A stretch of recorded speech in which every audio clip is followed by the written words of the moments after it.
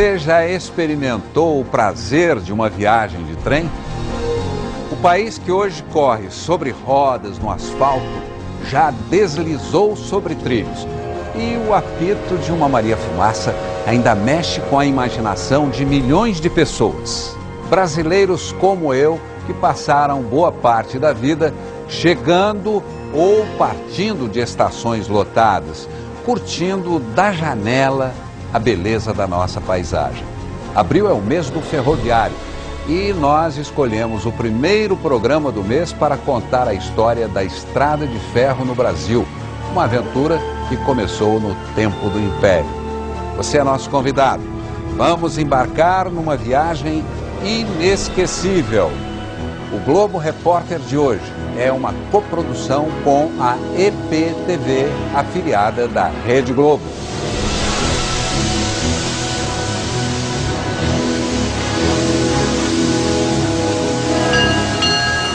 A vida se anuncia. Nas linhas do destino, uma grande jornada. Na velocidade do trem-bala. Ou na lenta contemplação da Maria Fumaça. Tudo depende do olhar de cada passageiro. Sempre tem um ribeirãozinho, você viu lá? É um percurso com oscilações, trechos difíceis, mas também emoções. Fazem a viagem valer a pena.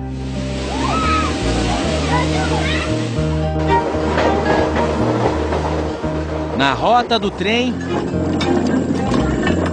sonhos e surpresas.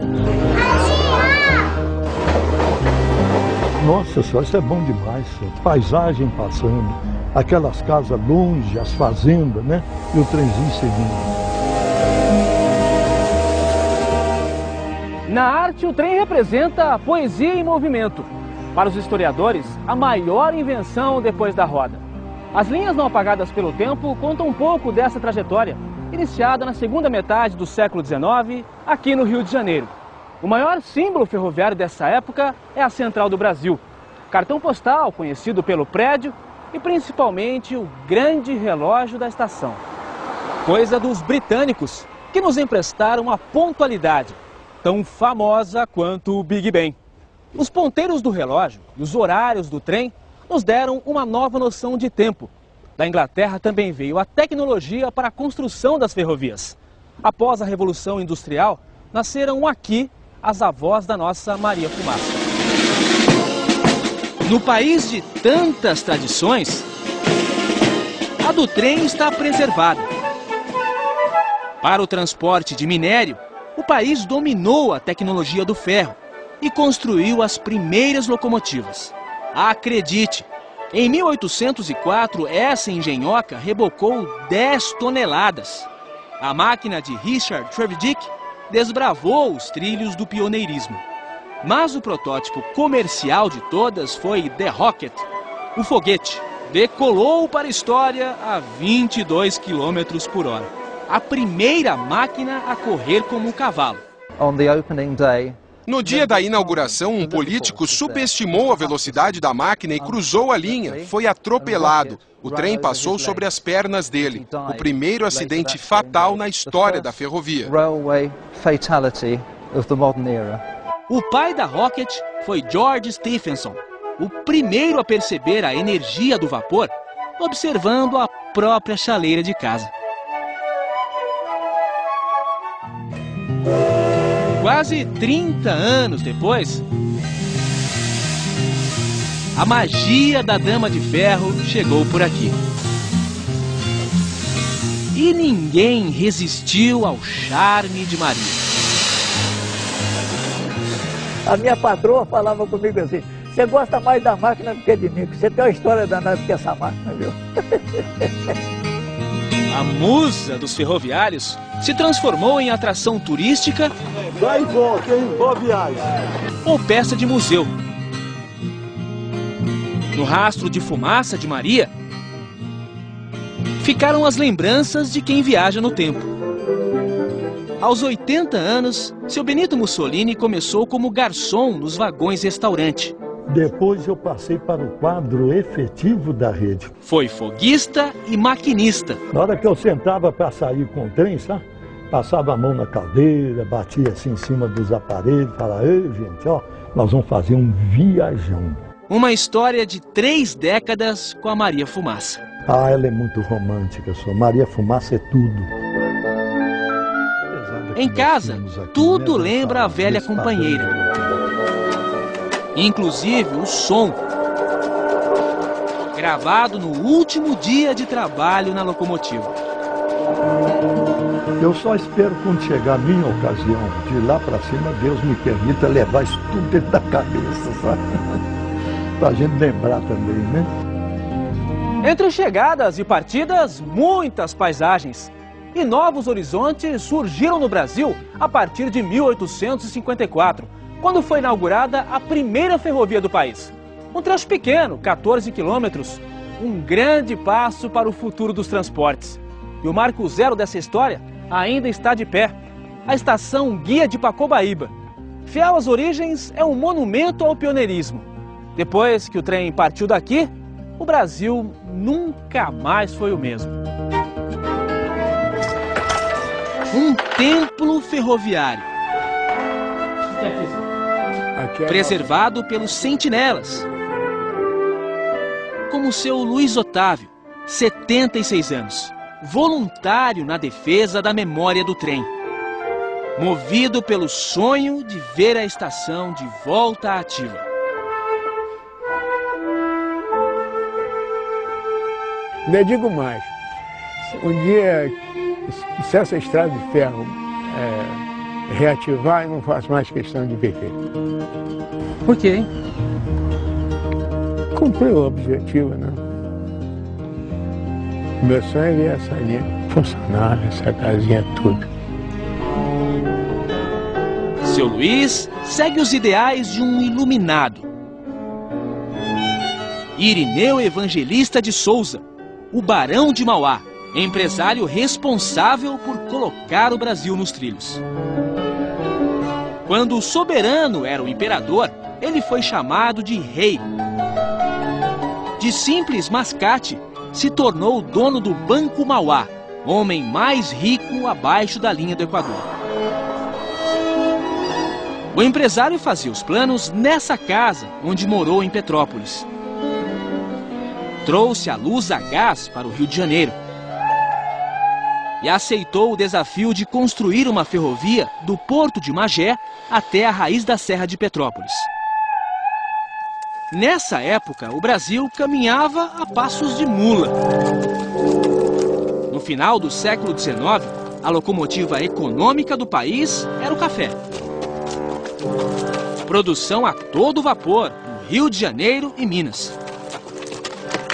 Mas as viagens das regiões produtoras até o porto levavam meses. Em algumas travessias, 7 em cada 10 sacas se perdiam pelo caminho.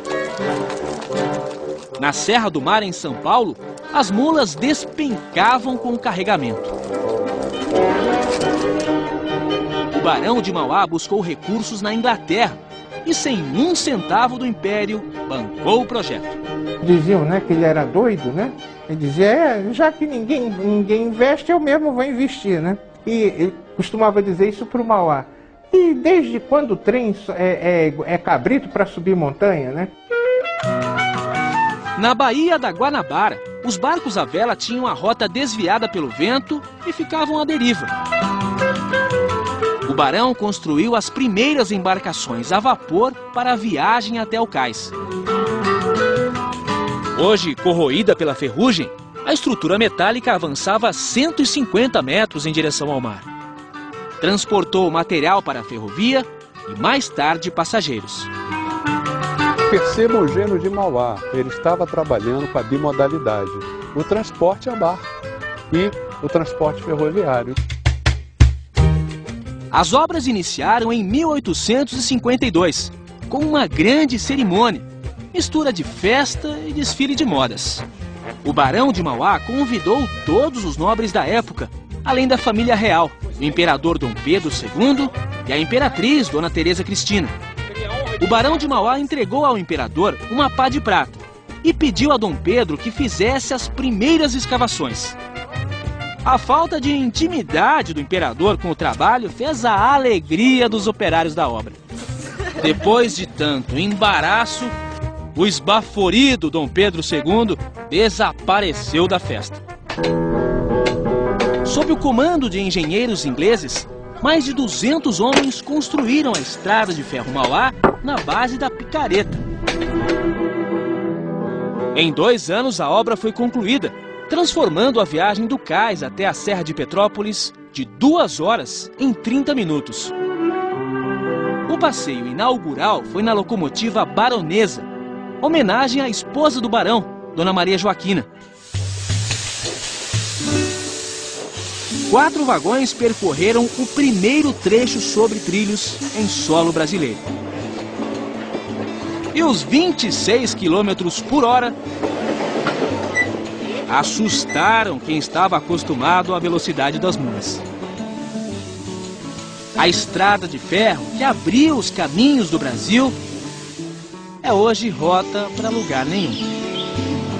Apenas um trecho da estrada original roda nos trilhos de subúrbio. E aqui o Barão de Mauá chegou ao fim da linha, derrotado por um gigante chamado Serra da Estrela. Ele esbarrou nesse paredão, diferença de 870 metros até Petrópolis, ele não conseguiu. O Redentor chegou de trem ao Morro do Corcovado. As peças foram levadas pelo veículo que hoje transporta os turistas. Mas para alcançar os 800 metros de altura, foi preciso reinventar a roda. Ficou dentada para se encaixar nos trilhos da cremalheira. Sistema criado na Suíça, usado até hoje em grandes inclinações. A invenção revolucionou o trem. E também fez a primeira estrada de ferro do Brasil subir a Serra de Petrópolis. Vem surgindo de trás das montanhas. O trem da montanha chegou onde o Barão de Mauá sonhava. Olha o trem. Mas puxado pelos investimentos de outra companhia, a Grão-Pará, mais tarde Leopoldina. Ferrovia que avançou em direção à zona da Mata Mineira. E o vapor, na subida da serra, ainda aquece a memória. Dos que sabem do trem. Eu tenho uma saudade gozada. Uma saudade que eu tenho.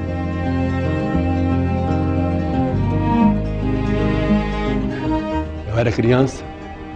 Aqui nessa estação aqui, ó, que coisa bonita que era. Você vê chegar o trem. Naquela época eu era moleque. Então chegava aquele trem lotado, né? Uns chegando e outros partindo. E aquilo para mim marcava muito. Misturava um pouco da neblina com aquela fumaça da locomotiva, aquilo tudo. Então isso fica muito na lembrança. Para ter essa lembrança em casa, Álvaro construiu a própria locomotiva. Qual que é mais bonita? Aquela lá, né?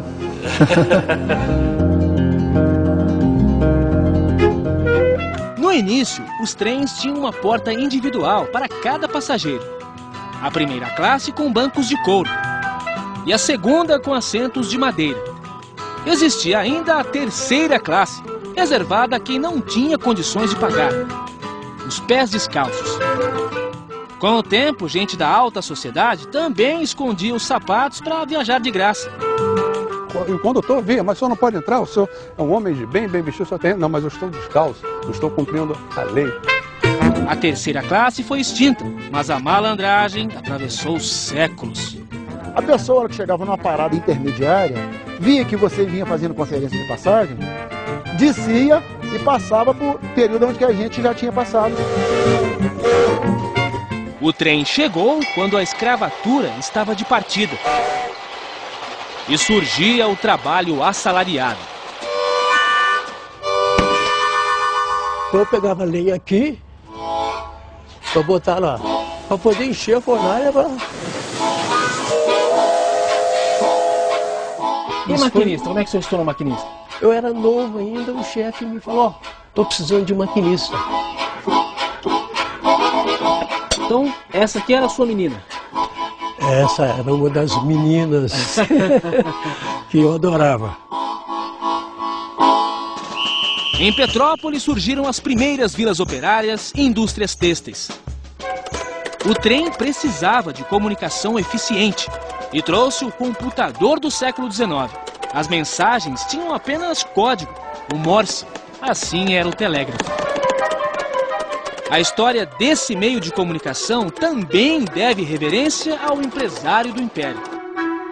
Só o Barão de Mauá poderia construir 12 mil quilômetros de cabos submarinos para a comunicação com a Europa. E a roda do desenvolvimento girou como a cremalheira. Hoje é o concreto, por onde a ferrovia ainda resiste. Mas o passado é a referência na trajetória do trem. Se no Rio de Janeiro foi preciso vencer os obstáculos naturais, em São Paulo o desafio foi ainda maior. A Serra do Mar impedia a ligação entre o Planalto e a Baixada Santista. Um desnível de 800 metros, superado com 13 túneis, 17 pontes e uma das maiores obras de engenharia ferroviária do mundo. A muralha de rocha foi redesenhada pelo caminho do trem. 10 quilômetros de construções numa área sujeita a chuvas e deslizamentos. Trabalho de 5 mil pessoas. Mão de obra qualificada dos imigrantes europeus. Os obstáculos extrapolaram o orçamento e custaram a falência do Barão de Mauá. Ele entregou tudo, até os óculos com aro de ouro, ele entregou para o leilão. Foi uma falência infeliz, porém honesta. Na história do patrono da ferrovia está a riqueza de uma família de sangue azul. Dona Francisca, 79 anos, é marquesa, trineta do Barão. E Eduardo, 43 anos, marquês, tetraneto de Mauá. O que é que ficou para a família? Aí eu costumo dizer para quem quando nos perguntam, vocês estão ricos? Não, aí eu falo, nós estamos falidos desde 1878. Convidamos a nobreza da ferrovia para uma visita, onde tudo começou. Estamos felizes que vocês vieram. Olha só quem está aqui. Na mesma estação, Olha que maravilha. os herdeiros do pioneirismo. Tanto trabalho, foi tanto sonho, né? E o guardião da memória ferroviária. Uma pequena lembrança da presença dos senhores aqui. Olha que maravilha. Ai, que bonitinho. Que lindo. Só falta agora ativar a estrada. Só faltou o Barão de Mauá, né? É. Bom, de repente ele até tá aqui. Tchau. Onde foi parar o trem pagador? Daqui a pouco, histórias de um Brasil ingênuo e cheio de encanto.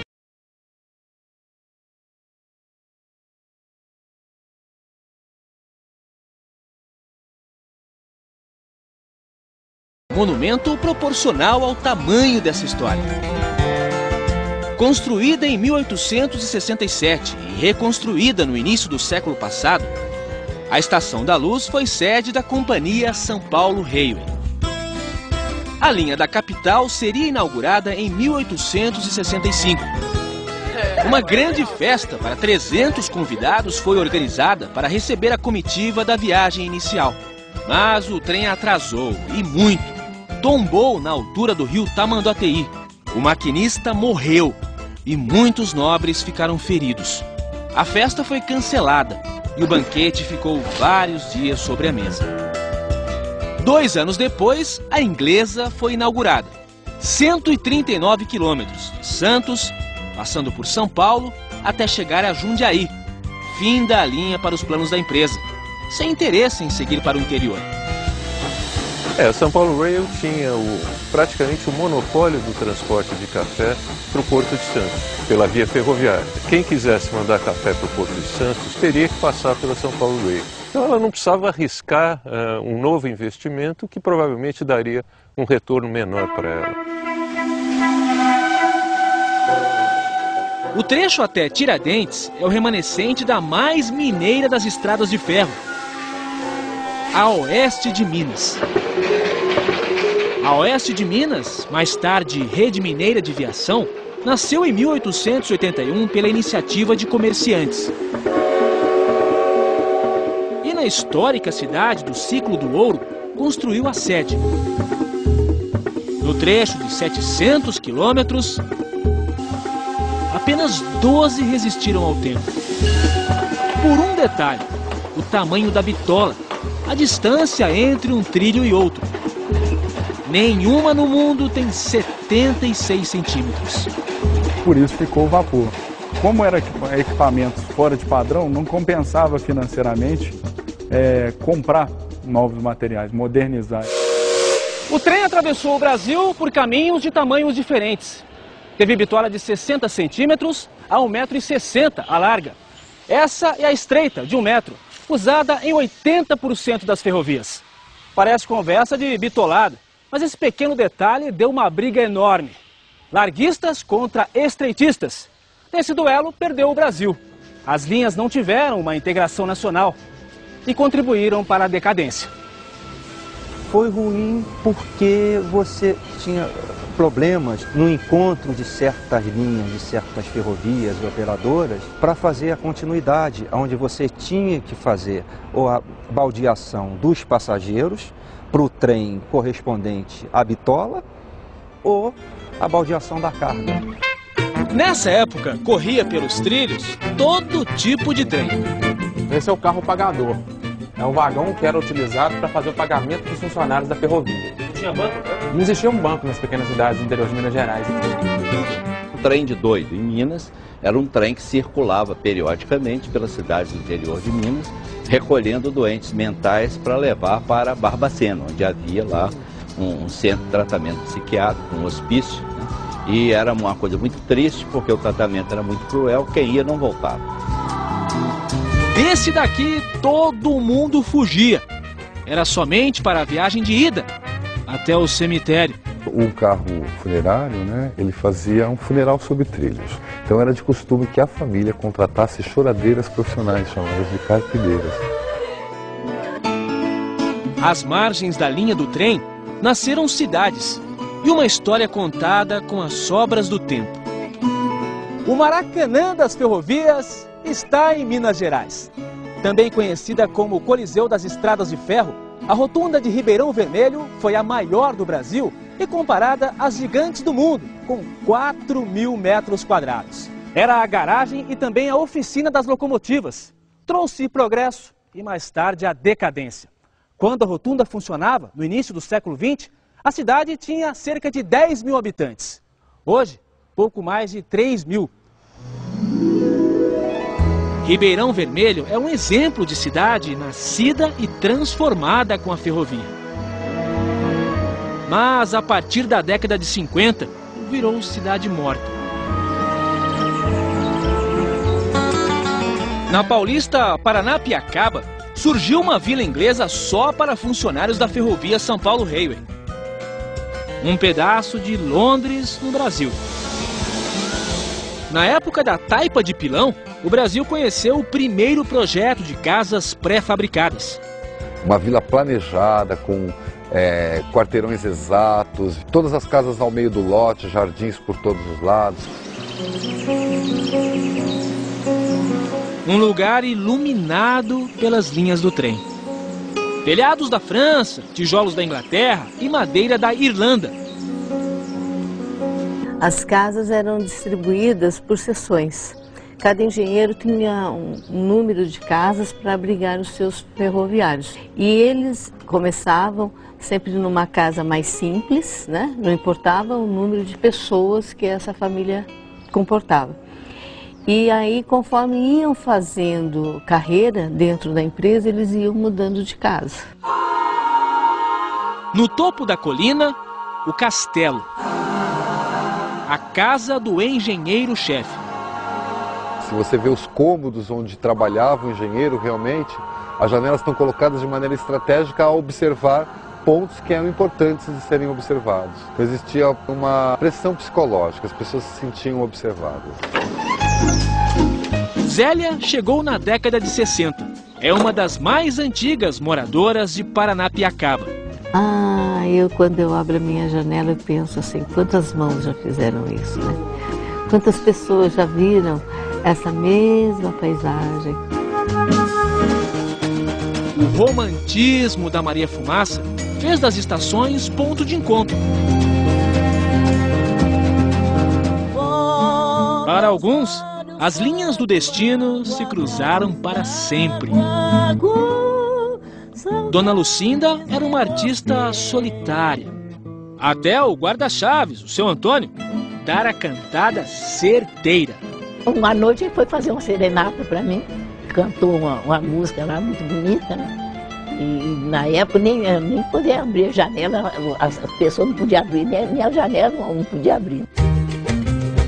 O namoro era devagar como a Maria Fumaça. Mas um dia o trem acelerou. Depois ele falou para mim assim, olha, mas que beleza da noite, olha a lua lá, que beleza. Aí eu fiquei bobo, né? Fui olhar a lua, ele trocou minha testa, me beijou na testa. Foi vagabundo! Tá pensando que eu sou essas moças que não precisam agarrar aí? Eu não sou dessas, não. Foi beijo roubado, né? Foi roubado primeiro, né? E agora, pode dar beijo? Beijo agora. Beijo. Agora pode? Pode. Faz as vezes, Santana. Vai dar vontade. Depois do beijo, veio o casamento. Vidas semeadas pela estrada de ferro. Um sentimento eterno, como a paixão pelo trem. Se for para eu escolher outro Antônio, podia vir do céu que eu não escolher outro, né? Marido 100%, graças a Deus, né? Continua namorado ainda? Continuem namorados, eternos enamorados, né?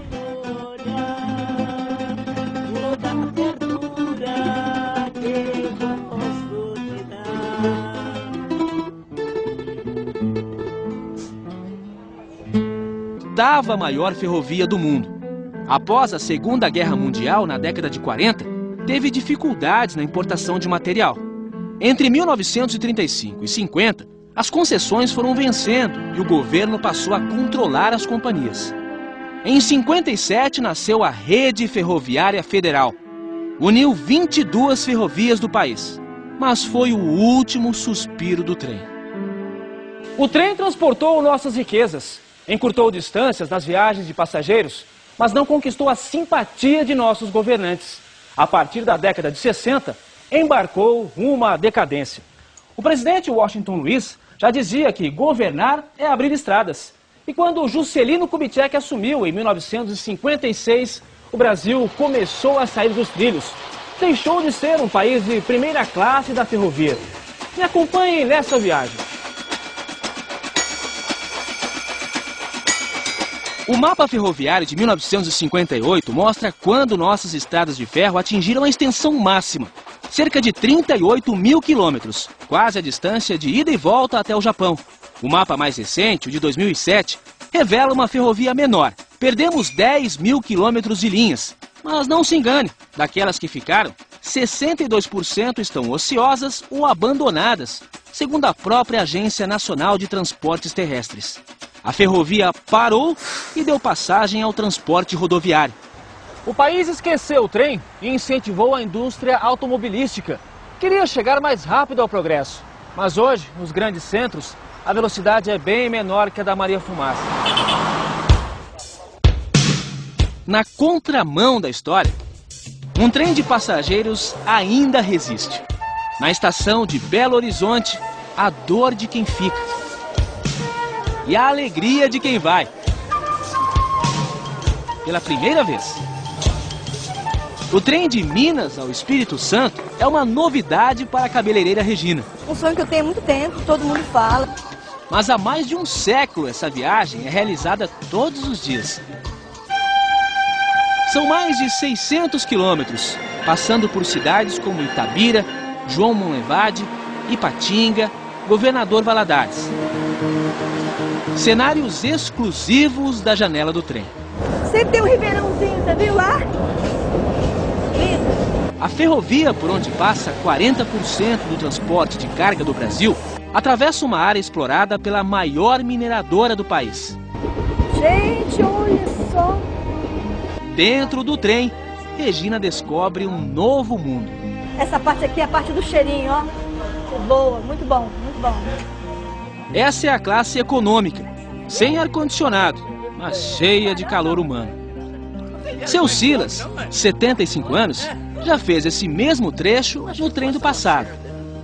Andei na Maria Fumaça, aquele fogo da Maria Fumaça, queimava o chapéu, queimava o terno da pessoa. E agora, como é que tá? Agora tá uma maravilha. Ele mora em Belo Horizonte e, graças ao trem, pode visitar a filha em Governador Valadares. Eu gosto de viajar de trem. Por quê? Não, eu gosto porque é calmo, né? Você viaja com gente igual a você mesmo, né? E todo mundo igual. 13 horas de viagem. E a janela do trem é o divã de Regina. Eu acho que você faz uma reflexão, né, com você mesmo, né? Você esquece de tudo, só vê natureza, vento. O trem partiu de Belo Horizonte às 7 da manhã e chega em Vila Velha, na Grande Vitória, às 8 da noite. Então foi bom te conhecer, viu? Mais uma boa amizade desembarca na estação.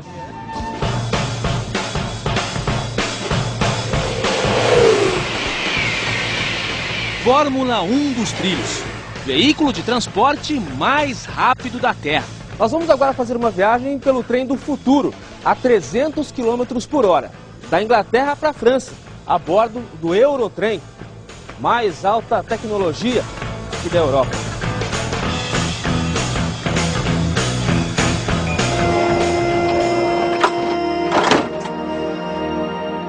Londres e Paris estão separadas por mais de 600 quilômetros e uma fronteira natural, o Canal da Mancha. Em 1994 foi construído um túnel submarino para fazer essa ligação de trem, com a mais moderna engenharia ferroviária. Opa! Porta automática aqui, tem que saber manuseá-la, né? O conforto aqui é impressionante, né? Tudo acarpetado, né? As poltronas todas bem confortáveis pelo jeito, né? E o trem já está circulando aqui, porque a gente chegou um pouquinho atrasado. A pontualidade é britânica, né? E aqui é o bar. O bar divide a primeira classe e a segunda classe. Estou com mais habilidade na porta automática agora. Estamos entrando na segunda classe. Aqui as poltronas são um pouco menores, a gente começa a perceber, mas também são acolchoadas, né? Também confortáveis, bem melhores que os trens que a gente está acostumado a ver no Brasil. Nós vamos agora passar pelo túnel do Canal da Mancha. Uma viagem de 50 quilômetros passando pelo mar. É a mais alta tecnologia, mas para falar a verdade, essa viagem agora não tem muita graça, né? Porque agora é esse escuro, esse breu, durante um bom tempo, né? A gente não vê nada. Quem imaginaria um trem a 60 metros de profundidade no Oceano Atlântico e ainda conectado ao mundo? Em cada carro, uma nova nacionalidade. Oi, mãe! A carioca Alessandra e o marido inglês vão passar o fim de semana em Paris. Se fosse de avião, ela pagaria praticamente o mesmo preço. Mas o trem traz outras vantagens. Não tem as tremidas, né? Melhor ainda. Dá pra ver a paisagem. Ainda tem a paisagem, exatamente. O Eurotrem tem 18 partidas diárias para a França. Um transporte seguro e rápido. 2 horas e 20 de viagem. A gente nem sentiu o tempo passar. Já estamos em território francês. Uma viagem muito agradável. Bem que poderia ser assim também no Brasil, né?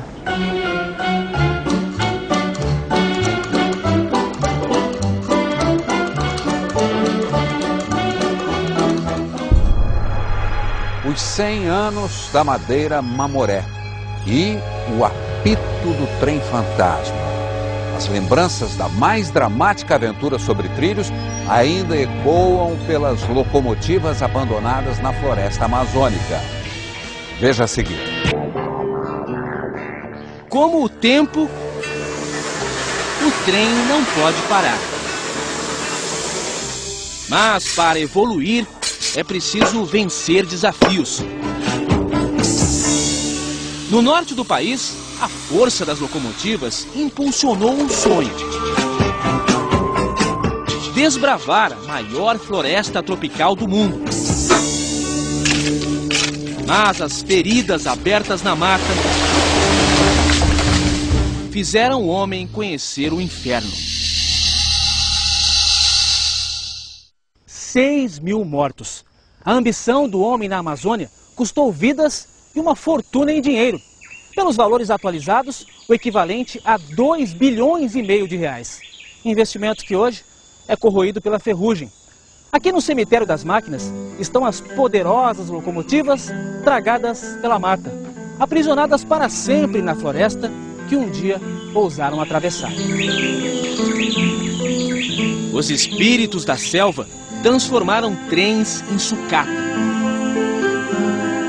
e sepultaram sonhos. Uma estrada de ferro que custou mais caro para o Brasil foi essa, né? Em dinheiro e em vidas.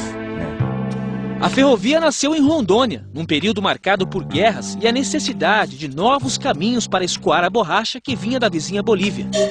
A ligação com o Brasil pelos rios Madeira e Mamoré era uma travessia perigosa. Vencer os obstáculos naturais para atravessar a floresta amazônica com 360 quilômetros de trilhos foi um desafio maior do que as empreiteiras inglesas e americanas imaginavam. Durante 40 anos, foram 3 tentativas. Embarcações inteiras com material de trabalho foram tragadas pela fúria das correntezas. O terreno hostil empurrou locomotivas para o abismo. E milhares de imigrantes europeus acabaram derrubados por um mosquito, o da malária. Era triste mesmo, por isso que chama a Ferrovia do Diabo. Em troca do território onde hoje fica o estado do Acre, o Brasil se empenhou em ajudar a Bolívia na construção da Madeira Mamoré. E enfim, a Ferrovia do Diabo nasceu, já condenada por uma maldição. Quando ela acabou de ser construída em 1912, a borracha já estava em decadência. Então ela já nasceu deficitária em termos comerciais. A ferrovia, que encurtou vidas, também teve história breve. Apenas 60 anos. Foi desativada sob a dor da despedida. A população toda reunida aqui embaixo. E o trem apitou pela última vez. 4 décadas depois da desativação oficial da estrada de ferro Madeira-Mamoré, o apito da Maria Fumaça ainda ecoa pela mata. Só não se sabe o destino nem a direção do trem. Ele percorre a floresta transportando lendas, crenças e imaginação. São muitos os relatos sobre o veículo que parte da Estação do Além, o Trem Fantasma. Eu vi o Trem Fantasma. Eu vi no quilômetro 5,5 da estrada de ferro, uma noite, tipo assim, 7 horas da noite. Nós escutamos o trem apitar, numa curva. Né? Após o trem, tira uma cegonha. E fiquemos lá sentados no banco da cegonha. Aí, pô, cara, esse trem não passa. A imagem nítida do trem não dava para ver porque era uma escuridão total. Mas o farol bem próximo, ao ponto de a gente temer assim pela segurança. Com a passagem comprada com a própria vida, trabalhadores do outro mundo também são vistos à espera do trem. Existe a lenda de que os espíritos à noite dos enterrados nesse cemitério da Candelária saem, vão para a beira da linha do trem, onde passava o trem na época, para que eles possam voltar para o local de origem. Para falar a verdade, uma vez eu estava aqui e vi um senhor dali assim, ó, um senhor todo sujo. Aí enquanto eu entrei aqui no barzinho, né? Mas foi coisa rápida, porque eu entrei, que eu olhei pra cá assim, que eu olhei, não vi mais ninguém. Pra mim, eu vinha só, mas pra mim vinha uma mulher do lado. Aí quando eu cheguei bem onde é a 53, dentro do cemitério, ali desapareceu.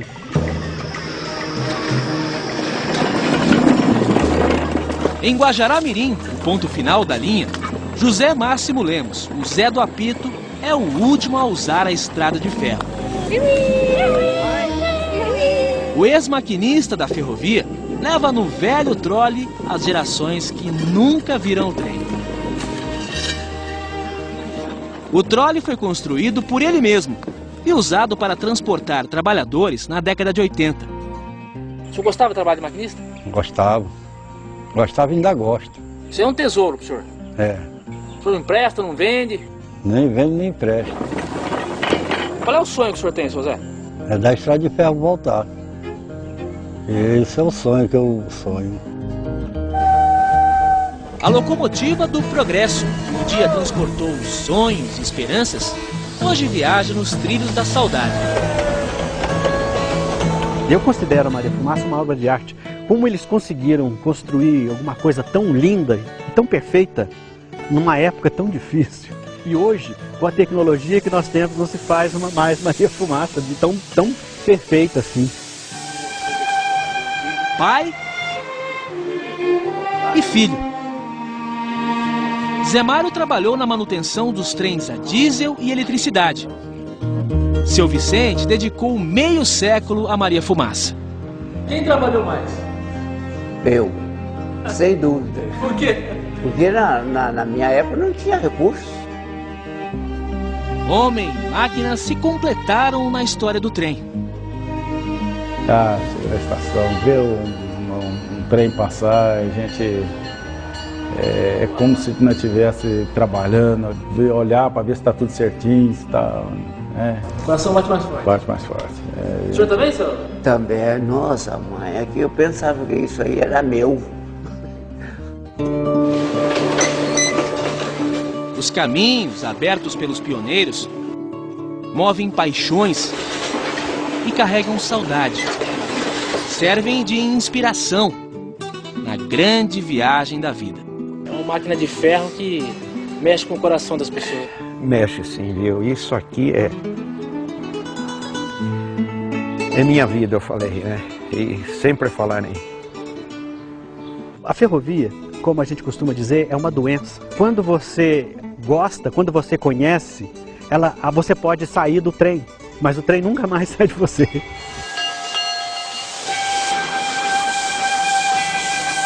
Se a sua jornada fosse projetada na janela,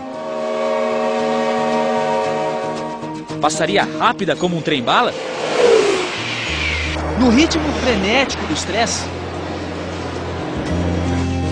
Ou na calma da Maria Fumaça, onde cada paisagem é admirada nos detalhes?